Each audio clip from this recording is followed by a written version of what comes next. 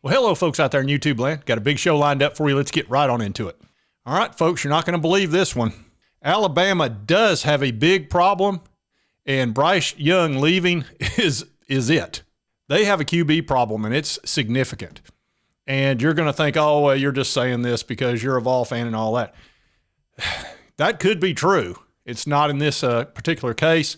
I'm going to bring the receipts. Put the evidence in the car. Put the evidence in the car.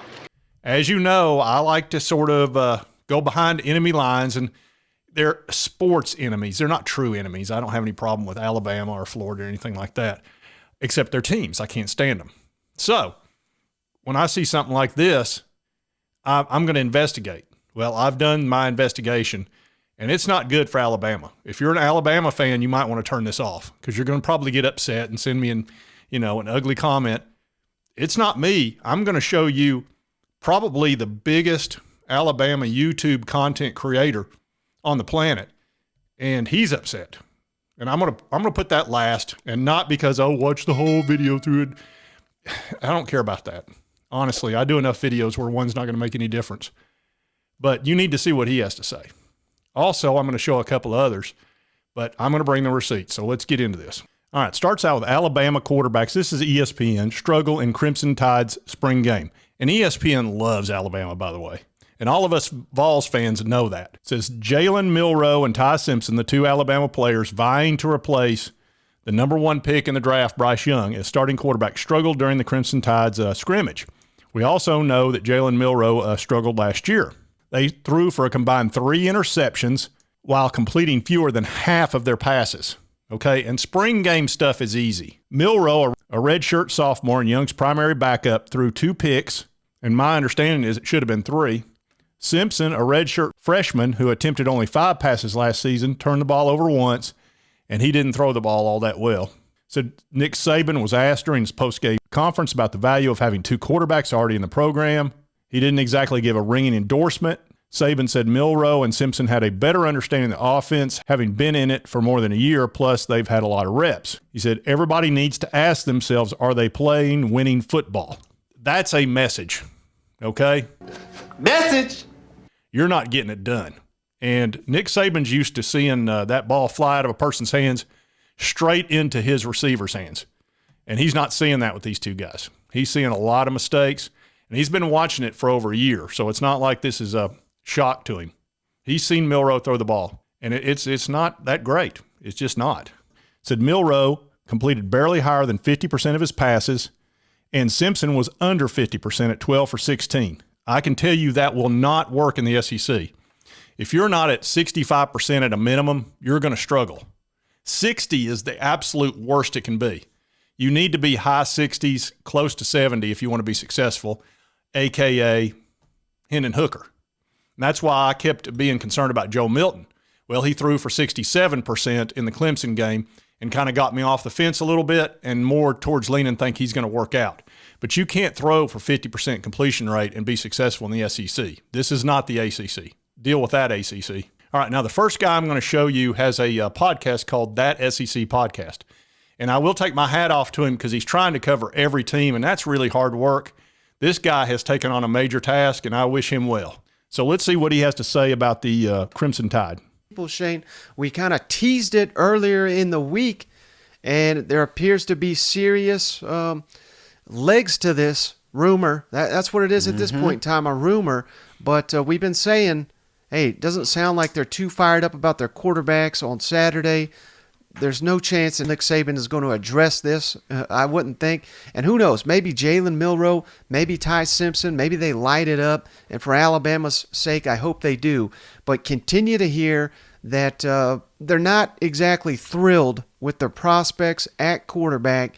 And the rumor is, Shane, ready for this one, transfer portal addition likely on the way via not Drake May, who a lot of people, that was the guy, remember, Shane, there was multi-million dollars on the table allegedly for him. It's not Drake May. It's Warmer. Miami quarterback Tyler Van Dyke is the rumor, where apparently he's, considering leaving Miami. And again, they're not going to add this guy before the spring game or anything. I mean, that would be That would be wild if they did, but who knows, Shane? I mean, the way this thing is happening, it sounds like by Sunday, by Monday, Alabama could have another quarterback. All right, so that's step one in showing the receipts that there's a concern down there. Now I'm going to go to this other guy. Now this guy's controversial. I've shown him before on this show, and he goes over the top, but there's usually a kernel of truth in what he goes over. So let's get into this. So something like 10 of the last 13 recruiting classes ranked number one. I mean, they've got the number one talent roster in the country year in and year out, every single year for 14 years running. Now, that doesn't necessarily mean they're going to be the best team in the country every single year, but how is it Alabama has found themselves in a position in 2023 after all these top recruiting classes over the last 4 or 5 cycles? I mean, this roster is absolutely loaded with blue chip players, 5 stars or 4 stars. They don't have a single quarterback that's any good. Jalen Mildew, Ty Simpson, Bart Simpson. These 2 QBs were absolutely horrible yesterday. I don't know if they could have played any worse. I'm just going to be straight up honest with you. They looked terrible. More interceptions than touchdowns. The first half was all 0 touchdowns, 3 interceptions in the first half. I think they did end up with a couple of touchdown passes, but still, they just absolutely horrible. Combined, they barely had a 50% completion percentage. Bart Simpson was something like 35 or 40% completion percentage. Jalen Mildew was barely over 50% completion percentage.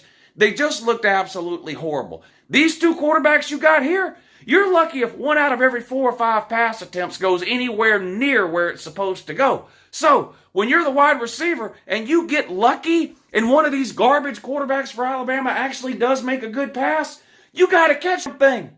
And they can't catch. They can't catch. The offensive line, what used to be the staple of an Alabama Nick Saban team, just an offensive line loaded with NFL players. Looks like we're going to head into about the 3rd year in a row where they can't block anybody. Yes, I think we know now that those rumors about Alabama and Tyler Van Dyke were probably true. All right, so you're starting to see a recurring theme here. Now, like I say, Uncle Lou likes to go over the top a little bit, but you're hearing it from that SEC podcast, and that guy, look, he's pretty neutral, honestly. So there's 2, but now I'm going to show you the guy that has, he's probably got the biggest presence on YouTube when it comes to Alabama as far as social media is concerned. I mean, the guy's got over 250,000 subs, so let's see what he has to say. Never in my life seen wide receivers at Alabama drop that many passes in any game, whether it be a spring game or a regular season game. I've never seen it. Serious question. Are we just not great anymore? I'm not beating around the bush. We're getting straight into this. The Alabama spring game just got done wrapping up. I have a serious question for every single person watching this. If you watch the Alabama spring game, please let me know in the comments. Are we just not that great anymore? That was the most... I took time out of my day to watch that game. I could have been out doing something. That was the most embarrassing performance I've ever seen. I got a lot to say, so you might want to strap in for this video. Let me get my phone real quick, as a matter of fact. Now, I got to tell you, when I first watched this, or the first minute of it, I thought it was going to be a parody. I thought he was going to do everybody's going crazy, and he's going to pretend to be an Alabama fan that's really upset. And then halfway through, he's going to say, the spring game was fine. These guys are going to be fine. It's not a parody. It was bad. It was ugly. It was pitiful. And I'm not... It's kind of like, remember growing up, whenever you did something bad and you went home and you're like, man, Dad's going to kill me. Mom's going to kill me. They're going to say a bunch. They're going to ground me forever. And you get home and you talk to them, and they're like, well, son, or, daughter, if you're a female watching, they're like, well, son, I'm disappointed in you. Nothing hurt worse than that. That's what hurts worse. And that's how I currently feel about this Alabama team. I wish I could say I'm mad, but I don't think I'm mad. I don't think I am. I'm disappointed. Jalen Milroe, look, man, I'm wishing you the best of luck. I hope you have a great career, great future, and whatever you want to pursue. But this is something I would tell one of my friends. I tell you what you need to hear, not what you want to hear. Being a quarterback's not in your future, my brother. It's just simply not. If anything, you've gotten worse since last year. Now, for the people that you're watching this video and you didn't watch the Alabama spring game, here's all you need to know. Don't go waste your time and watch it. I'll give you a rundown. Did you watch the Alabama-Texas A&M game last year where Jalen Milroe almost cost Alabama the game? Pretty much what happened in this spring game. Now, I am going to criticize Jalen Milroe a lot because he deserves it. And it sucks. It really does. I thought he was going to come out there and ball out. I've heard in spring practice, dude was balling. Heard all these great reports. We've talked about it multiple times on the channel. Jalen Milroe's doing awesome in spring practice. He's taking a leap. He's 2,000 times better than last year. He's getting better as a passer. Well, I don't know who was saying all that. I don't know who was even feeding me it. Who was feeding me that information? It's just, it's wrong. I mean, let me read you the stats and we'll talk about this so you can get a perspective. On the day, Jalen Milroe went 19 for 37. If you can't do simple math, that's about 52% completion percentage. Awful. He had 245 passing yards, and he threw in there about 80 of those came on a last-second drive where the game was over and nobody was really trying. Had 2 touchdowns.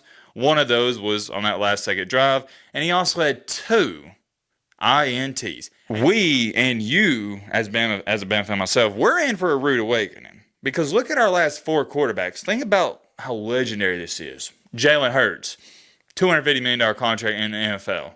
Tua Tagovailoa, NFL quarterback, starter. Mac Jones, starter. And now, Bryce Young, going to be the number 1 overall pick. We've been spoiled.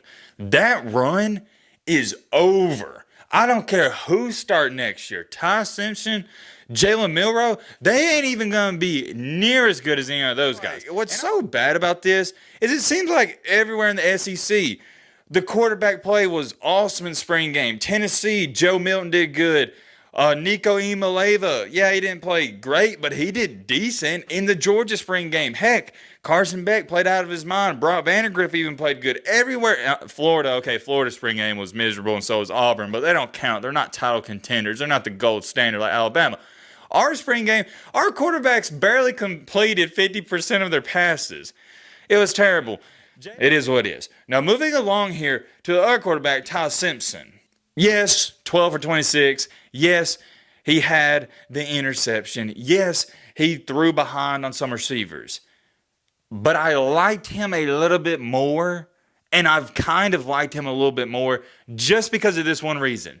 I don't feel like a disaster play is going to happen when I watch Ty Simpson. When I'm watching Jalen Milroe throw the ball, I feel like a disaster could happen at any given moment, and that scares me, and I don't want that to happen. Because we don't need you to be Cam Newton at Alabama. Just hand the ball off, make the right throws, just be an A.J. McCarron, and we'll take care of the rest. We got the talent, similar to Georgia's. Take care of the ball, make a couple of throws here and there.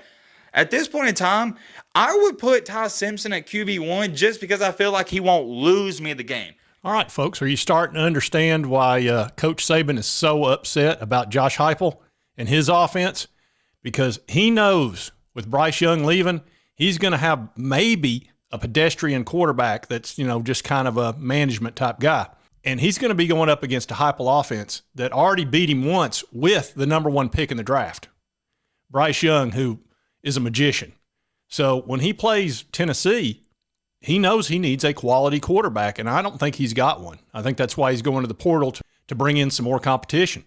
And believe me, that young man right there that has his own channel with over 250,000 subs, it does not behoove him to sit there and say all this. He's just being honest. That may be why he's got so many people that watch his channel. He's just being straight up. And I got to give him credit for it because Saban's out in the portal right now looking. And Saban wants to win above everything else. He wants to win. And he's not going to worry about hurting a quarterback's feelings if he's not getting the job done. He'll just go get another one.